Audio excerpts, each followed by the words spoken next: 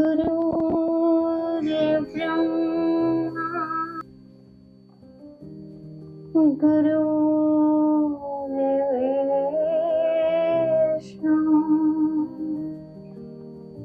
गुरुर्देव महेश्वरा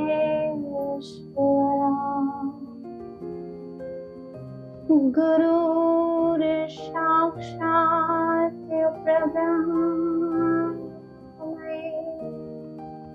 तस्मै श्री गुरवे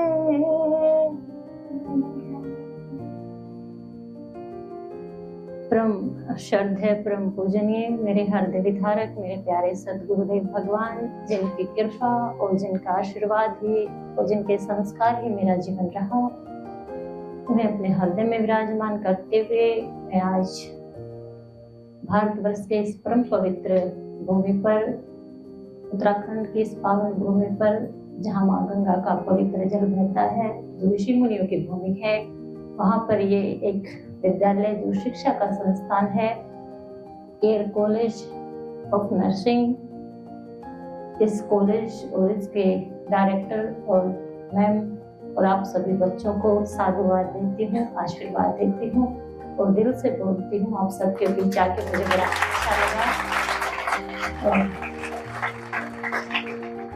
आज आपने मुझे जिस प्यार और विश्वास के साथ और जो सम्मान जो प्यार दिया है, उसको मेरे गुरुजी ने मुझे जो संस्कार दिए हैं, जो धर्म अध्यात्म की शिक्षा मुझे दी है, आप सबके साथ साझा करना चाहूंगी।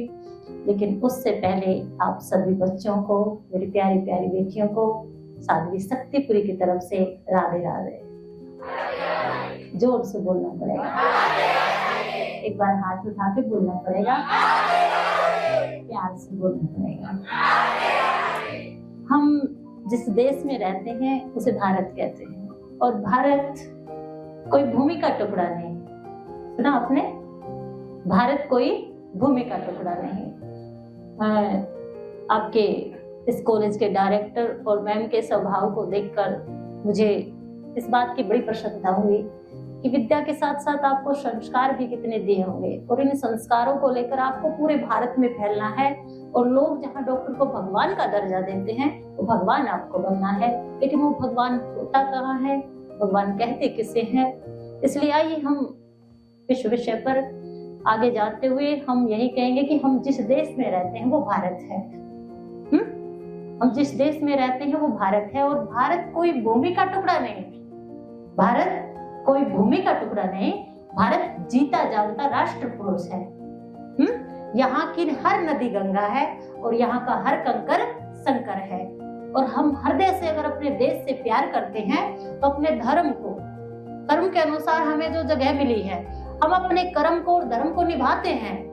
इसलिए हमारा भारत महान बनेगा। इसलिए यहाँ की हर नदी गंगा, हर कंकर शंकर, और हमारे हृदय से एक ही आवाज आनी चाहिए, भारत माता की जय। और इतना ही नहीं, मरने के बाद भी हमें ऐसे कर्म करें कि हमारी हड्डियों से भी एक ही आवाज आनी चाहिए, भारत माता की जय, भारत माता की जय, भारत माता की जय। जिस विषय के लिए आज आप सबके बीच मुझे आमंत्रित किया गया है, मेरा सफर शुरू हुआ। मुझे ऐसे माँ बाप मिले जब मैंने देखा कि जब तक वो भगवान की पूजा ना कर ले तो पानी भी नहीं पीते थे। ऐसे माता पिता के गर्भ से मेरा जन्म हुआ। मैं अपने आप को सौभाग्यशाली मानती हूँ। आंखें खुली तो संतों के सामने वो कोई प्रारब्ध था, कोई कर्म था, क्योंकि भारत भूमि कर्म भूमि भी है और कर्मों के अनुसार ही हमें सब मिलता है। लेकिन जिस भगवान की वो माँ पूजा करती थी, तो मैं पूछूं भगवान कहाँ है? हम सबके पास क्या क्यों के शब्द होते हैं, तो वो भगवान रहता कहाँ है? देखिए, सनातन धर्म के महापुरुषों ने 5 स्तंभ बताए हैं। आप, एक स्थूल शरीर होता है, एक सूक्ष्म शरीर होता है। जिसको आप छू सकते हो वो स्थूल, और जिसे आप अनुभव कर सकते हो वो सूक्ष्म। तो वो भगवान कहाँ रहता है, जिसके को पाने के लिए तीर्थ, व्रत, उपवास, पता नहीं क्या क्या करते हैं। आप भी देखते हो गंगा पर हजारों लोगों की, लाखों करोड़ों लोगों की भीड़ आती है। लेकिन हमने उस धर्म को उस अध्यात्म को किस राह पर ले जाना चाहिए था और किस राह पर हम लेके जा रहे हैं। तो धर्म क्या है और अध्यात्म क्या है, मेरे गुरुजी के माध्यम से मुझे जो शिक्षा मिली वो आप सबके बीच में साझा करना चाहूंगी। तो सनातन धर्म के महापुरुषों ने 5 सतम बताए हैं। एक निर्गुण निराकार, जिसका हमने मान लिया कि भगवान है, निर्गुण निराकार हमने मान लिया कि बिजली है, लेकिन जब तक वो हमें प्रकाशित नहीं करेगी, बल्ब के माध्यम से हमारे बीच में नहीं आई, तो हम उसे समझ नहीं सके। लेकिन हमारे वैज्ञानिकों ने खोज की सगुण साकार रूप में जब वो आई, तो दूसरा सगुण साकार, तीसरा गुरु, गुरु मंत्र और ग्रंथ, ये 5 स्तंभ सनातन धर्म के बताए। लेकिन इनके बीच में जो गुरु है, जिसके जीवन में गुरु, उसी का जीवन शुरू। लेकिन वो भगवान कहाँ रहता है? हमारे गुरुओं ने, हमारे संतों ने उस भगवान को अपने अंदर बताया। किसके अंदर बताया? अपने अंदर। और हम सब ने उसे कहाँ ढूंढना शुरू किया? बाहर। कहाँ? बस स्थूल, हम स्थूल के पीछे भागे, हम सूक्ष्म के पीछे नहीं भागे। मैं आपको कुछ बोलूंगी, एक बार आप राधे राधे बोलना। जितने भी स्टूडेंट यहाँ बैठे हैं, जितने भी व्यक्ति यहाँ बैठे हैं, कौन कौन मानता है कि भगवान आपके अंदर रहता है? अगर मन ना करे तो हाथ मत उठाना। और जिन्होंने हाथ उठाए हैं वो भी सुन ले, और जिन्होंने नहीं उठाए वो भी सुन ले। एक बार राधे राधे बोलना। किसने बोला? किसने बोला? आपने बोला? जीवा ने बोला या होठों ने बोला? मन कहाँ है? आपको क्या पता मन अंदर है? अभी बैठे बैठे वो बहुत दूर पहुंच सकता है। एक बच्चा यहाँ आए इधर, एक बच्चा इधर आना, कोई भी बच्चा, आप आ जाइए, आप आइए।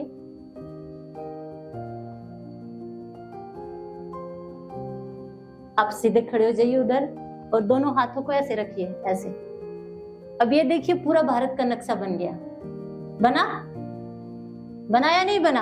हाथ उठाइए कौन कौन मानता है। थैंक यू बेटा, बैठ जाइए। पूरा भारत, पूरी दुनिया, और वो भगवान आपके अंदर है, अभी प्रमाणित कर सकते हो। लेकिन थोड़ा ध्यान, अच्छा लग रहा है?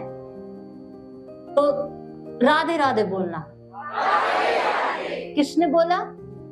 पहले वाक्य में तो आप कहोगे मैंने बोला, गीता ने बोला, सविता ने बोला, मीना ने बोला, विमला ने बोला, बबीता ने बोला। लेकिन वास्तव में किसने बोला?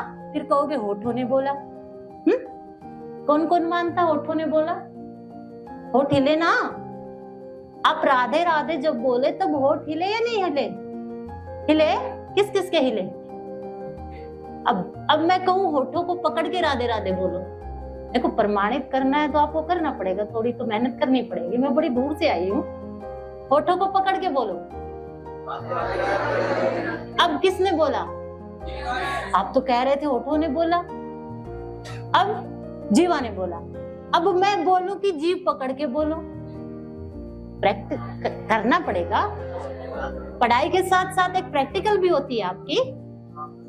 धर्म और अध्यात्म अभी प्रैक्टिकल करके बता के जाना चाहती हूँ, ताकि आप मुझे याद रखो और आप इस धर्म और पाखंड के धंधे में भटको ना। क्योंकि मेरे बच्चों, आपको पूरे देश में जाके एक भगवान का दर्जा, जिस पर लोग विश्वास करते हैं, मैं चाहती हूँ कि ये जो कॉलेज आपके लिए इतनी मेहनत कर रहा है, सच में आप शरीर के साथ साथ जब वो मरी जाए आपका भगवान समझ के, तो आप उसके भाव को भी समझो।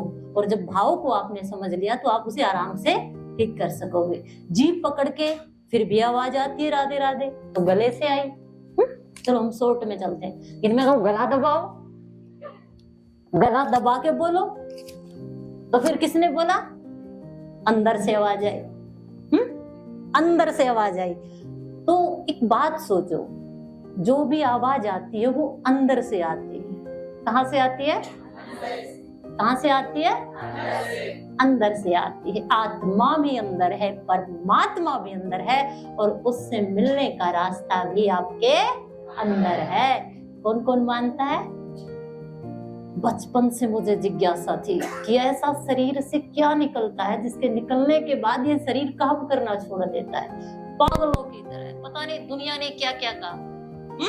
लेकिन जिज्ञासा थी। जैसे आप इस कॉलेज में नर्सिंग के लिए आए हो, एनएम बनने के लिए, डॉक्टर बनने के लिए, नर्स बनने के लिए आए हो, वैसे मैंने सोल पे रिसर्च की। कोई ऐसी तपस्या नहीं जो मैंने नहीं की, और सौभाग्यशाली हूँ मुझे ऐसे गुरुजी का सानिध्य मिला जो इतना भजन करते थे। लेकिन जो मैंने पाया शायद मैं शब्दों में बयान नहीं कर सकती। क्यों? भाव को पकड़ नहीं सकते, भाव को मैं शब्दों में बयान नहीं कर सकती।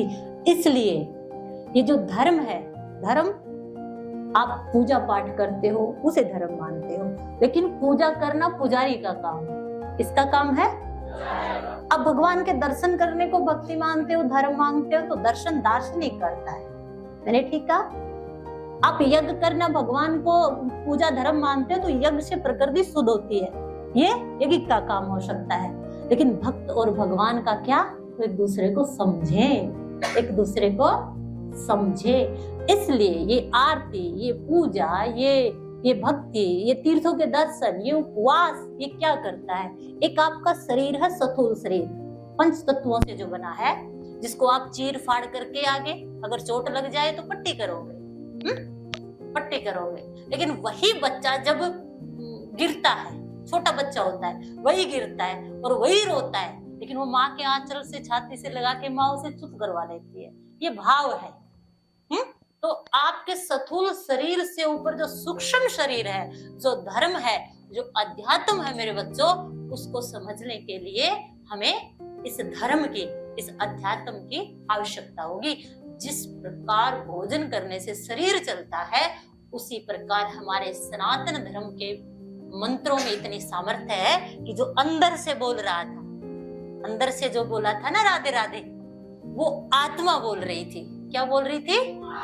और आत्मा सबके अंदर होती है, और उस आत्मा को और ज्यादा एनर्जी देने के लिए हमें ज्यादा से ज्यादा कीर्तन करना चाहिए, हमें ज्यादा से ज्यादा मेडिटेशन करना चाहिए, हमें योग करना चाहिए। आपको जो रास्ता अच्छा लगे, जो रास्ता अच्छा लगे, लेकिन ऐसा नहीं आपने भगवान के दर्शन किए और लोग भगवान के दर्शन करने के लिए भक्तों के पास, संतों के पास जाते तो मांगते हैं, लेकिन आपको जो मिलना था आपके कर्मों के अनुसार मिल चुका। आपकी आत्मा को एनर्जी मिलेगी उससे, और आपकी एनर्जी जब आपको मिलेगी आत्मा को, तो आत्मा की एनर्जी आपके मन को भी काबू रखेगी, आपकी बुद्धि को भी काबू रखेगी। आपको जिस प्रकार ऑक्सीजन शरीर के लिए जरूरी है, उसी प्रकार अध्यात्म आपके लिए बहुत जरूरी है। जल के बगैर जैसे जीवन संभव नहीं, उसी प्रकार धर्म के बगैर आपका विवेक, आपका मन, आपकी बुद्धि काम नहीं कर सकती। अष्टांग योग में भगवान ने कहा है, यम, नियम, प्राणायाम, प्रत्याहार, ध्यान, धारणा और समाधि। आप कोई भी एक अपना लीजिए। अगर आपको अच्छा लगता है, आरती करना अच्छा लगता है, तो उसे मन से कीजिए, लेकिन उसे ये माध्यम मत बनाइए कि आज मैंने आरती की तो भगवान मेरी ये इच्छा पूरी कर दे। नो, व्यापार मत करिए, व्यापार मत करिए। वो जैसे बहुत से बच्चे डिप्रेशन में आ जाते हैं, क्यों? बहुत से मेंटली डिस्टर्ब हो जाते हैं। कई बार डॉक्टर भी हार जाते हैं, क्या करेंगे? गोली पे गोली देंगे, लेकिन एक समय के बाद गोली भी काम करना बंद कर देती है। क्यों? क्योंकि उनकी जो आत्मा की एनर्जी है, उसने उसको वो खुराक नहीं दी। तो 3 चीजों का आप विशेष ध्यान रखिए। एक, खान पान। जैसा खाओगे अन्न वैसा होगा, जैसा करोगे संग वैसा चढ़ेगा, और जैसे आप लोगों के साथ, जैसे आपके विचार होंगे वैसे ही आपके कर्म होंगे, और जैसे आपके कर्म होंगे वैसा ही आपको सब मिलेगा। मैं बात करूंगी एक बार, एपीजे अब्दुल कलाम, जिसका नाम आपने सुना होगा, अपनी गीता में, अपनी हनुमान चालीसा में, अपनी दुर्गा चालीसा में, अपने तीर्थों में, अपनी गंगा में, गंगा के जल में, एक केवल मात्र माँ गंगा के जल में, शायद आपने रिसर्च भी किया हो, हड्डियों को गलाने की सामर्थ्य है, बाकी किसी में नहीं। तो हमारे सनातन धर्म के जो मंत्र हैं, हमारे सनातन धर्म के जो मंत्र हैं, जो ग्रंथ है, उनमें सामर्थ्य है, लेकिन आपको उन्हें पढ़ना है। ये नहीं सोच के कि भागवत में जाए ये हो जाए। उसको कैसे पढ़ना है? एक छोटी सी कहानी शायद मैं आपको समझा सकूं। एपीजे अब्दुल कलाम जी यही हरिद्वार में कोई इंटरव्यू देने आए थे। एक गरीब परिवार से थे और लास्ट उन्होंने कहा था कि अब की बार मेरा सिलेक्शन नहीं हुआ तो मैं कोई इंटरव्यू नहीं दूंगा। आपको समझ तो आ रहा है ना, मैं कोई इंटरव्यू नहीं दूंगा और कुछ भी कहिए, उनका सिलेक्शन नहीं हुआ। ऐसा कुछ हुआ, समय प्रारब्ध या उनको वहां से कुछ शिक्षा मिलनी थी। जिंदगी में जब हर परिस्थिति में आप हार जाओ तो कुछ ना मिले लेकिन अनुभव जरूर मिलेगा, अनुभव जरूर मिलेगा, लेकिन आपको रुकना नहीं है, वहीं से जीवन शुरू होगा। तो आज उन्होंने निर्णय किया कि मुझे मर जाना है, बस मैं थक गया, मैं हार गया। और हर व्यक्ति के जीवन में ऐसा एक घड़ी एक पल आता है, लेकिन उस समय आपको संभालना है, लेकिन आप अपने को नहीं संभाल सकते। क्यों? आपकी जड़ें मजबूत नहीं है। आपकी जड़ें कब मजबूत होगी? तो एपीजे अब्दुल कलाम जी ने कहा आज तो खत्म हो जाना है। एक संत बैठे थे यहाँ शिवपुरी नाम से, शायद कोई आश्रम या कोई बाबा होंगे, मुझे थोड़ा ध्यान नहीं है, प्रसिद्ध स्थान है वो। तो बाबा वहां गीता लेके बैठे थे। तो बाबा ने जब उसे हताश देखा, संत हृदय नवनीत समाना, का करहु कबहू ना जाना, जंगलों में भी महामंगल रचा देते हैं, ये गर्भ में भी जल का बेड़ा बहा देते हैं। और संत वो होते हैं जो मरुस्थलों में भी फूल खिला देते हैं। कुछ उज्जवल उद्वेदित, कुछ में कुछ दुराव होता है रे। संत व्यक्ति या वस्त्र नहीं, संत तो स्वभाव होता है। जिस दिन आप भाव को समझना सीख गए, स्वभाव को समझना सीख गए, उस दिन आपने सबसे ऊंची डिग्री पाली। तो उदास चेहरे को देखा, पूछ लिया क्या हुआ, क्या हुआ? बड़े भाव से पूछा तो उन्होंने कहा आज जिंदगी से हार गई, इतनी पढ़ाई की कुछ काम नहीं, आज सिलेक्शन नहीं हुआ, आज मैंने निर्णय किया कि। तो बाबा ने कहा तूने निर्णय कर ही लिया है, तूने निर्णय कर ही लिया, कोई बात नहीं, एक दिन तो मुझे दे सकता है।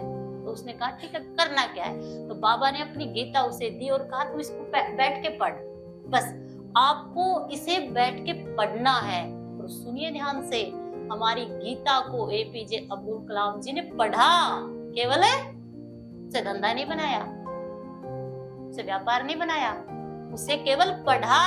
पढ़ने मात्र से इतनी एनर्जी उसे मिली, पॉजिटिव वाइब्रेशन, कि वो कहां से कहां पहुंच गए। ये धर्म है, ये अध्यात्म है, ये हमारा सनातन धर्म है जो आदि है, अंत है। जब तक सूरज चांद रहेंगे तब तक सनातन पहले भी था, सनातन अब भी है, लेकिन सनातन को व्यापार बना लिया गया है। लेकिन ये भाव को समझने के लिए, ये देखिए कुछ चीजें, मेरा सौभाग्य है कि मुझे कई वर्षों तक गुरुजी का, संतों का सानिध्य मिला। इसलिए धर्म और अध्यात्म, आत्मा को क्या चाहिए? ज्यादा से ज्यादा भगवान का नाम चाहिए। चाहे आप राधे बोलिए, कृष्ण बोलिए, राम बोलिए, हरि बोलिए, कुछ भी, कोई भी मंत्र जो आपको अच्छा लगे, कोई भी आरती, कोई भी भजन जो आपको अच्छा लगे। अभी जैसे गा रहे थे सरस्वती वंदना, सरस्वती वंदना गा रहे थे, कहते ना कि इसकी आवाज कितनी अच्छी है। अभी आप देख रहे थे ना कि साध्वी जी मुझे इसी नाम से जानते हैं, काड़ा काड़ा कवे गुर्जरी। तो आप जब सरस्वती वंदना गा रहे थे तो हमें भी अपने उस कॉलेज की याद आ गई। कुरुक्षेत्र यूनिवर्सिटी से एमसीए की थी, काफी समय हो गया, तो उस समय की याद आ गई। ऐसे ही हॉल में जब प्रोग्राम होते थे तो सरस्वती वंदना, और वो सरस्वती वंदना के लिए कितनी तैयारी करनी पड़ती थी। तो साथ हे शारदे मां, अज्ञानता से हमें तार दे मां, हे शारदे मां, अज्ञानता से हमें तार दे मां। इसलिए धर्म धंधा नहीं है, धर्म कोई व्यापार नहीं है, अध्यात्म कोई दुकानदारी नहीं है। ये आपकी आत्मा की खुराक है, ये आपको जीवन में शांति देगी, आनंद देगी, एनर्जी देगी। 10 मिनट भी बैठकर अगर आप मेडिटेशन करते हो,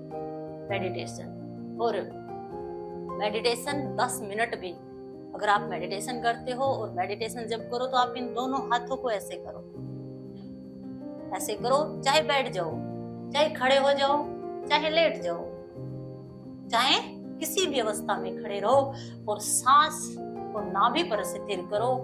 3 दिन आप करिए, चौथे दिन वो अपने आप आपके अंदर जिज्ञासा पैदा कर देगा। और कंटिन्यू अगर आपने 40 दिन किया तो आप अपने आप पर विजय पा जाओगे। आपको किसी से अपना हाथ दिखाने की, अपनी तकदीर दिखाने की आवश्यकता नहीं होगी। आपको स्वयं ही, क्योंकि विचार ही इंसान को गिरा सकता है और विचार ही इंसान को उठा सकता है। एक कुम्हार घड़ा बना रहा था, विचारों का बड़ा खेल है। अगर आपका खान पान अच्छा है, आपकी संगत अच्छी है, तो आपके अंदर अच्छे विचार आएंगे और अच्छे विचार ही नजर बदलो, नजारे बदलेंगे, खुद को बदलो, हजारों बदलेंगे। और जुड़ जाओ इंसानियत की सेवा से, फिर तुम्हारी जिंदगी के सितारे बदलेंगे। मेरे लिए तो आप सबके अंदर ही परमात्मा, इंसानों के, जो इंसान से प्यार नहीं कर सकता वो परमात्मा से प्यार कैसे हो सकता है। लेकिन हम परमात्मा की बनाई हुई चीजों से प्यार ना करके अपनी बनाई हुई चीजों से प्यार करते हैं, इसलिए हम डिस्टर्ब हो चुके हैं। तो कुम्हार ने चिलम बनाना शुरू किया और तभी उसकी पत्नी आ गई, धर्म पत्नी आ गई। और उसने कहा क्या कर रहे हो? उसने कहा कि मैं चिलम बना रहा हूँ, क्या करोगे? और धूम्रपान स्वास्थ्य के लिए हानिकारक है। तो उसने कहा तुम चिलम क्यों बना रहे हो, तुम घड़ा भी बना सकते हो, घड़ा भी बना सकते हो। और पत्नी के एक विचार ने उसे इतना प्रेरित किया कि उसने चिलम ना बना के उसने घड़ा बना दिया। और उस घड़े में जब जल डाला गया तो वो घड़ा, वो सुराही कहती है, अरे कुम्हार तूने तो मेरी तकदीर ही बदल दी, तूने तो मेरा जीवन ही बदल दिया। अगर इस जल की जगह अंगारे डाले जाते तो मैं भी जलती और लोग भी जलते, और उन अंगारों की जगह तूने जल डाल दिया, इसलिए मैं भी शीतल हूँ और दोनों को भी शीतल कर रही हूँ। इसलिए आपका जीवन आप पर निर्भर है, आपके खान पान पर निर्भर है, आपके संस्कारों पर निर्भर है, आपकी संगत पर निर्भर है। आप अपने आप को बना सकते हो और आप भी अपने आप को, बस मेरे कहने का बस इतना सा मतलब है, वो आरती, वो पूजा, वो तीर्थ स्थान, वो मंदिर, वो भगवान का नाम, उसे साधन मत बनाइए, उसे इच्छा मत बनाइए, उसे अपना लक्ष्य है। लेकिन वो क्या करेगा?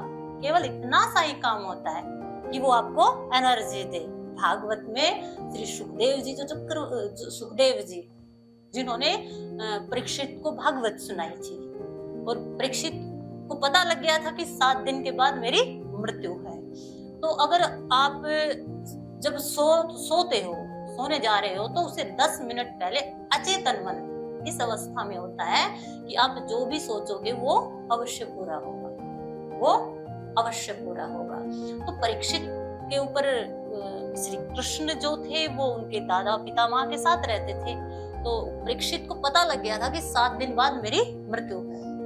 तो साधो ये मुर्दों का देश है, पीर मरही पैगंबर मरही मरही जिंदा जोगी, राजा मरही प्रजा मरही मरही वैद और जोगी, राम नाम अनंत रहता है दूजा तत्व ना कोई, pain who are danger in the complete message of death we can free by immediately the name of Lord Krishna।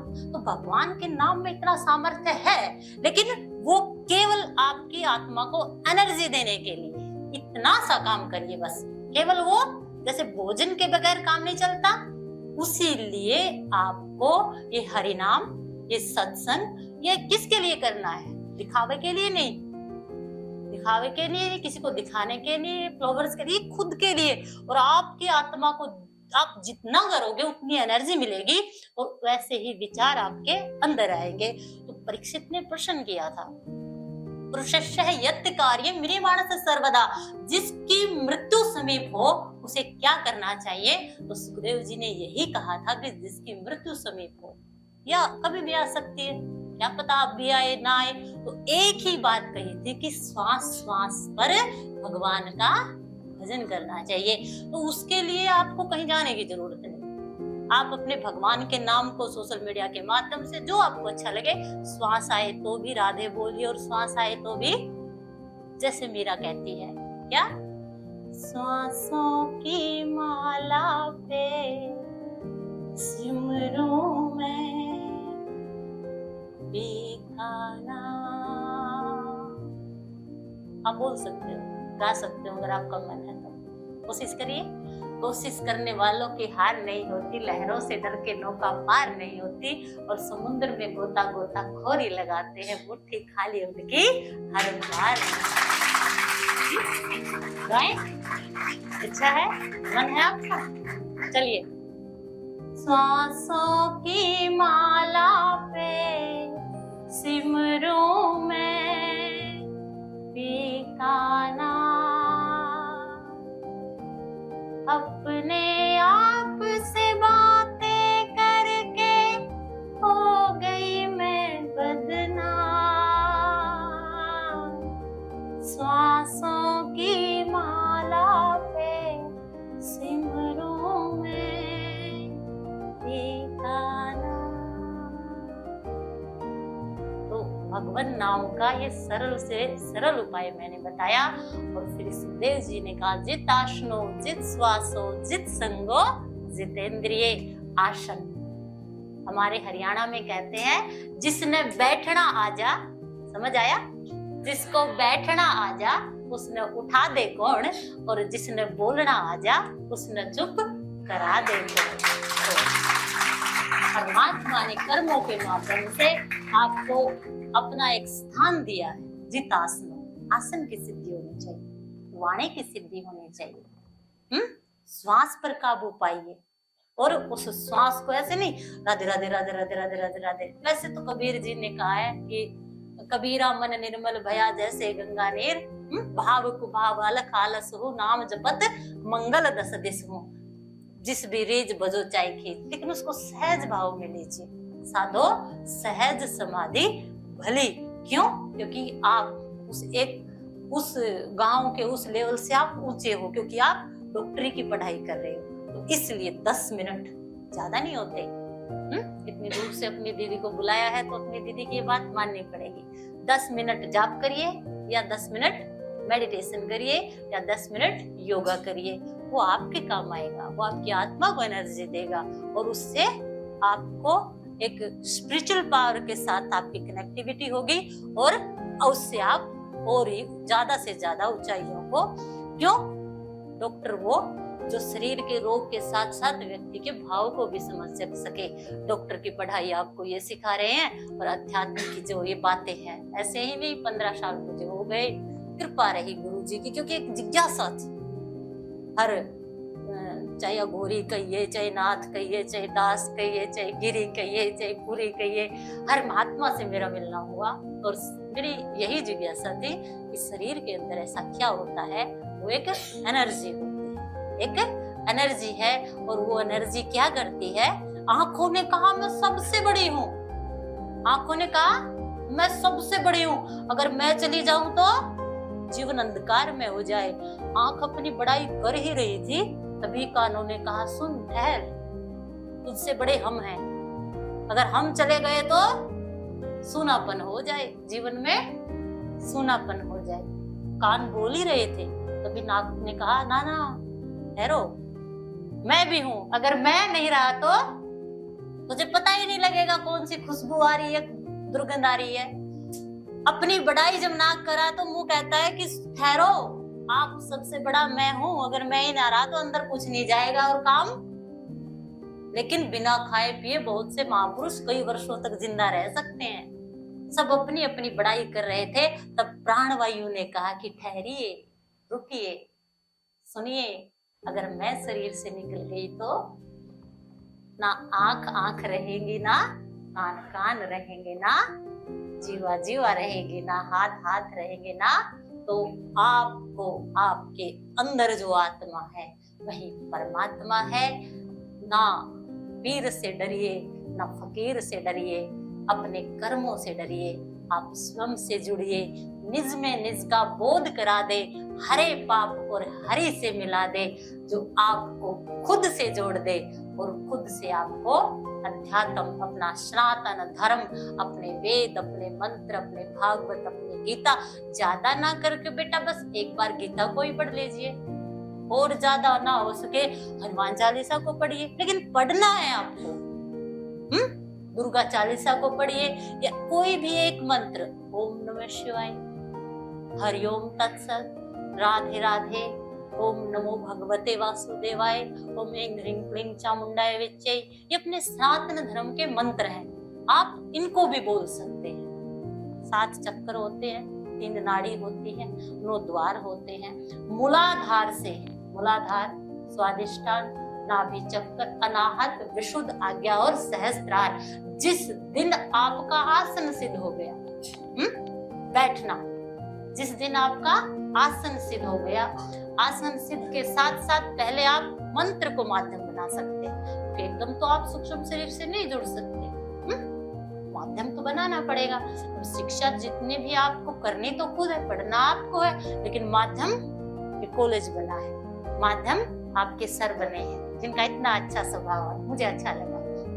तो माध्यम तो आप धर्म के जितने भी हैं उनको माध्यम बना सकते हैं, लेकिन उनको माध्यम इसलिए नहीं बनाना कि व्यापार, कारोबार नहीं, खुद से जब मतलब उस योग, उस मेडिटेशन, उस मंत्र के माध्यम से जिस दिन आपकी श्वास नाभि पर ठहर जाएगी, आप स्वयं में स्थित हो जाओगे, आप यकीन करिए आप जो सोचोगे वही हो जाएगा। बैठे बैठे आप जिस चीज की इच्छा करोगे वो आ जाएगा। आज आपको ये चमत्कार से भी ऊपर की चीजें बता रही हूँ, क्योंकि पहले भाई साहब टेलीपैथी होती थी, फोन नहीं थे, तो एक व्यक्ति दूसरे देश से यहाँ तक माइंड से अपने विचार आदान प्रदान कर सकते थे, लेकिन 10-20 मिनट, और जिस दिन आपका अभ्यास 3 घंटे 40 मिनट हो गया, समाधि, सब समस्याओं का समाधान, उस दिन आप खुद से जुड़ जाओगे। तो पहले अभ्यास 10 मिनट का, 20 मिनट का करिए, और देखिए किसी भी व्यक्ति, वस्तु या कोई भी आप जिस दिन कारण समझ जाते हो, तो आप आध्यात्म से जितना जुड़ोगे, उसका मतलब ये नहीं कि बाबा बन गया, बाबा वस्त्र नहीं है, कुछ उज्जवल उद्वेदित, कुछ में कुछ दुराव होता है। संत व्यक्ति या वस्त्र नहीं, संत स्वभाव होता है। इसलिए आपको इन मंत्रों के माध्यम से, इनके माध्यम से खुद से जुड़ना है, नाभि पे ठहरना है, श्वास पे ठहरना है, क्योंकि 18,000 पुराणों के बाद जो भागवत लिखी है, सुखदेव जी यही कहते हैं कि श्वास श्वास हरि भजो, श्वास श्वास हरि भजो। और 18 इतने पुराणों को लिखने के बाद भी व्यास जी दुखी थे, लेकिन सुखदेव जी आनंदित थे। क्यों? क्योंकि उन्होंने श्वास श्वास नाभि पर वो शिथिल हो चुके थे। इसलिए ज्यादा ना करके ये जो श्वास है, यही शरीर पर भारी है, यही आत्मा है, परमात्मा तक जाने का ये रास्ता है। अगर आपने इस पर काबू पा लिया तो मन की मति ना चालिए, मन की मति अनेक, और मन की मति जो चालिए है साधु वो एक। आपकी दीदी ये चाहती है कि आप चाहे वस्त्र कैसे भी पहनो, लेकिन मन से साधु बोलो, मन से बोलना पड़ेगा, जोर से बोलना पड़ेगा। तो मेरे हिसाब से इतना ही अगर आप समझ लोगे तो वो काफी है। बाकी किसी का कोई क्वेश्चन हो, कुछ पूछना हो, वो पूछ सकता है। राधे राधे साधु जी। राधे राधे बेटा। मैं आदित्य कुमार, कक्षा BSc सेकेंड सेमेस्टर का छात्र हूँ। मेरा सवाल आपसे यही है कि हम सभी विद्यार्थी पढ़ाई करते समय अध्यात्म से कैसे जुड़े?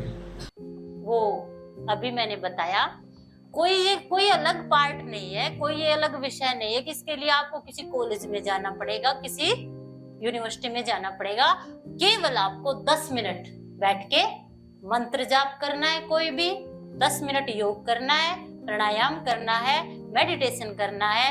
10 मिनट या आप हनुमान चालीसा पढ़िए, या आप दुर्गा चालीसा पढ़िए, या आप गीता को पढ़िए। ये विषय मैंने पहले ही आपको बता दिया है। केवल पढ़ना है बेटा, पढ़ो आप कंटिन्यू। धन्यवाद।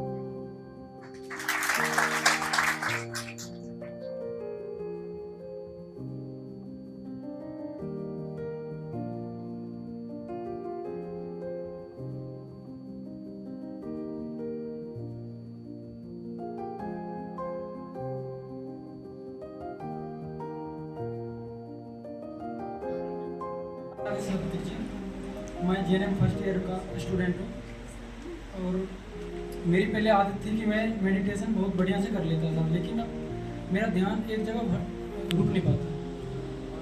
आप क्या मुझे बताएंगे कि जैसे बहुत से गुरुओं ने कहा है कि ये सक्रिय ध्यान है, ये ब्रह्मनाद है, क्या करते थे? मैं ओम का जाप करता ओम का जाप। तो आप ओम का जाप किसी ने आपको बताया, स्वयं ही आपने शुरू किया? स्वयं ही शुरू किया था, मैं वीडियो देख के। वीडियो देख के। तो फिर उसमें आपको दिक्कत क्या आई? मतलब पहले हमारी जो आदत थी अब वो छूट गई है, तो अब मैं पहले जैसा नहीं कर पा रहा। पहले जैसा नहीं कर पा रहा। कभी कभी होता है कि हम जिस चीज से जुड़ते हैं या जिसको करते हैं बार बार, तो हम उससे बोर हो जाते हैं। ये बात बिल्कुल ध्यान रखना। आप गीता पढ़ो, दुर्गा पढ़ो, या धर्म या मंत्र जो भी बोलोगे बेटा, जैसे जाप करोगे तो उब जाओगे, मन नहीं लगेगा, उठेगा, काम जागेगा, शरीर दुखेगा, मन नहीं करेगा। वहां आपको विचलित नहीं होना था। उस समय आपको उसको छोड़ना नहीं था। लेकिन कई बार स्थिति ये आती है कि क्योंकि एक विधि होती है, एक तरीका होता है, उसे अगर आपको किसी का सानिध्य मिल जाता, उस ओम ध्वनि को आप मूलाधार से उठा के सीधा सुषुम्ना नाड़ी के माध्यम से अगर सहस्त्रार तक ले जाते, तो शायद आपका मन उससे नहीं उबता। तो आप मेरा नंबर लीजिए और मैं आपसे वार्तालाप करती हूँ, और हम कोशिश करेंगे, और आप थोड़ी कोशिश करना कि आप पुनः उस मेडिटेशन में लग जाओ। क्योंकि कई बार होता है, एक बार हमने एक सक्रिय ध्यान किया था। तो सक्रिय ध्यान सुबह सुबह होता है कि जितनी भी गंदगी होती है ना, तो सबसे पहले उसमें 10 मिनट हाथ उठा के हु की आवाज के साथ करना पड़ता है। तो वो एक स्टेप गलत हो गया था हमसे, तो उसके लिए 20-25 दिन बड़ी दिक्कत हुई। तो उसके लिए आप हमसे कांटेक्ट करिए, और पुनः आपको उसकी विधि के अनुसार, और आप पुनः अच्छे तरीके से करोगे। ठीक है?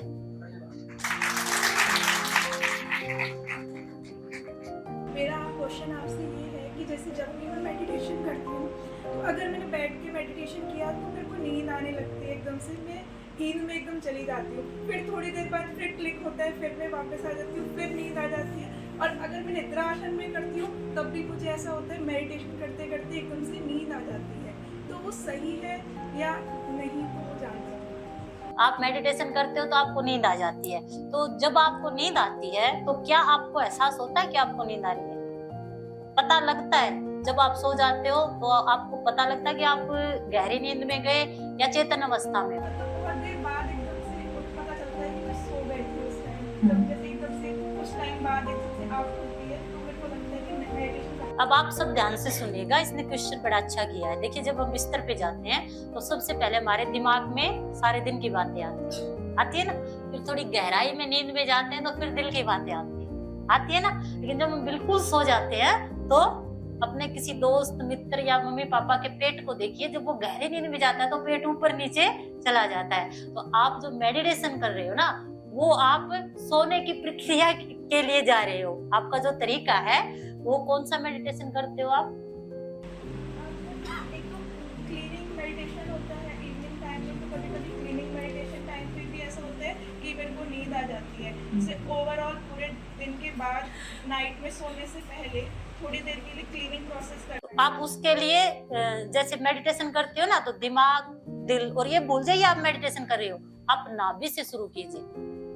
पेट जैसे ऊपर नीचे जाता है ना, तो श्वास को नाभि पर स्थिर करके देखिए। और फिर भी आपको कोई प्रॉब्लम आती है तो आप मेरा नंबर लेके मुझसे बात कीजिए। आप दिमाग से, दिल से हटके नाभि पर और दिमाग को एक करिए, वहां एकाग्रता लेके आइए। फिर अगर आपको नींद भी आ गई तो भी आप चेतन अवस्था में जाओगे, अचेतन अवस्था से चेतन अवस्था में जाओगे, और 2 या 3 घंटे में आपकी 6 घंटे की नींद पूरी हो जाएगी।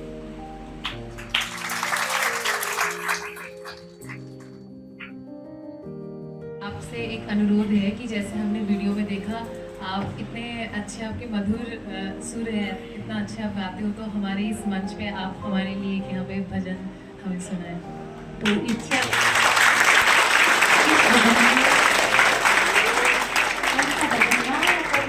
अच्छा लगे।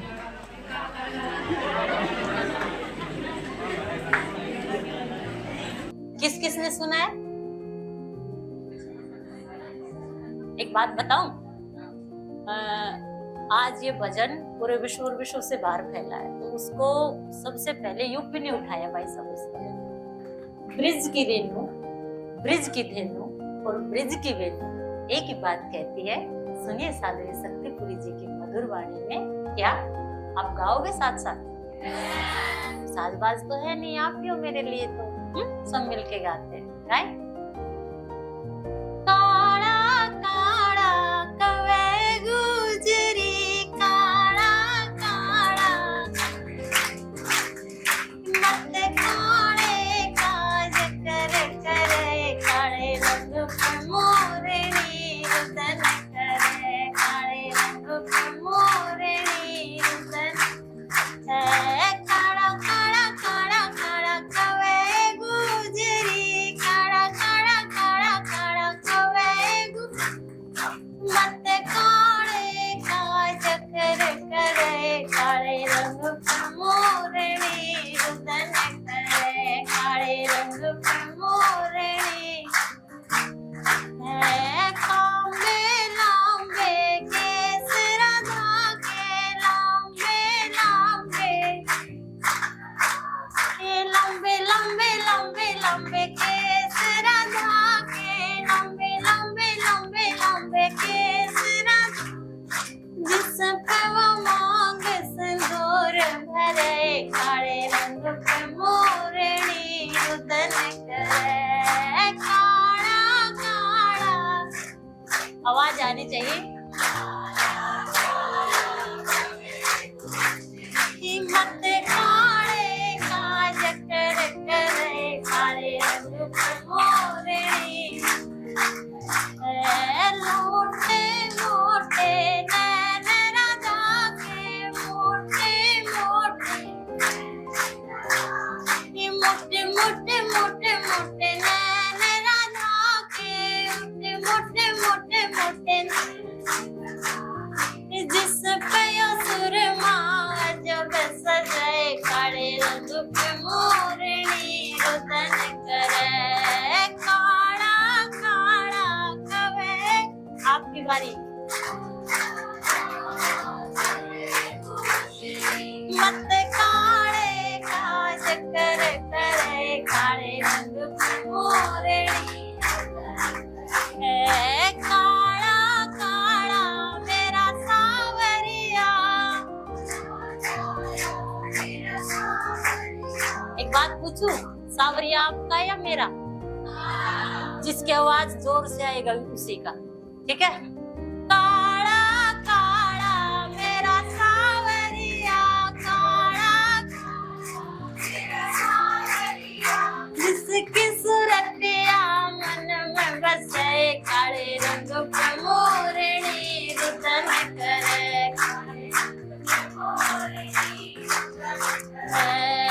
काड़ा काड़ा कवे गुजरी, काड़ा काड़ा कवे गुजरी मत काड़े काज करे करे, काले रंग पे मोरनी रुदन करे, काले रंग पे मोरनी रुदन।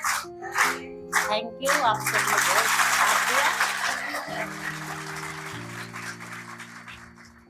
मेरे गुरुजी 3 साल पहले उन्होंने समाधि ले ली, तो मेरे गुरुजी ने मुझसे यही बात कही थी, बेटा धर्म को धंधा मत बनाना। पूरे भारत में मैंने 125 कथाएं की, राजनीति और सोशल मीडिया से थोड़ा दूर रहती हूँ, और मैं कथा के लिए एक तुलसी का पत्ता और एक चांदी का सिक्का लेती हूँ। मैं 24 घंटे 1 या 1.5 रोटी खा के रह सकती हूँ। मैं 2 घंटे की नींद में पूरी नींद को पूरा कर सकती हूँ। 24 घंटे में से 24 घंटे काम करती हूँ। इसलिए अगर आप भी ऐसा करोगे तो दुनिया की कोई ताकत आपको नहीं हरा सकती। इसलिए आप डॉक्टरी की लाइन में जा रहे हो, मेरे बच्चों, मुझे आपसे यही कहना है कि सच्चाई को मत छोड़ना। और जब भी हम कुछ गलत करते हैं तो अंदर से आवाज आती है, ऐसा मत कर गीता, ऐसा मत कर बबीता। आती है ना, आती है ना? तो बस जो वो अंदर की आवाज आपको जो कहे ना कि नहीं, क्यों भले ही बाहर कितनी पब्लिसिटी हो जाए, कितने फ्लोवर्स, कुछ भी हो जाए, लेकिन जब वो अंदर की आवाज बेचैन करती है ना, तो वो आपकी शांति, आपके आनंद को भंग कर देती है।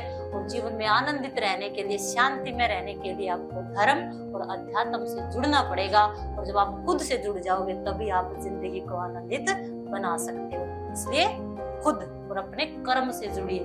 देखिए, हर रिश्ता एक दिन छोड़ के चला जाता है, कोई भगवान को प्यारा हो जाता है, लेकिन काम नहीं छोड़ता। आज जितना काम करोगे सुबह तैयार मिलेगा। तो किसको पकड़िए? कर्म को पकड़िए। किसको पकड़िए? कर्मण्येवाधिकारस्तु मा फलेषु, और कर्म करते हुए फल की चिंता मत कीजिए। बस यही गीता का ज्ञान है, यही संतों का ज्ञान है, और यही एक महापुरुष ने जो अपनी बेटी को बताया, सरल शब्दों में आपको बताया। आपको समझ आया या नहीं आया? आप सबके बीच आके मुझे बड़ा अच्छा लगा, और मैं आप सबको आशीर्वाद और साधुवाद देती हूँ, और मैं कामना करती हूँ कि मेरे बच्चे जहाँ भी जाएंगे इस कॉलेज का, अपने माँ बाप का और खुद का नाम रोशन करेंगे। राधे राधे।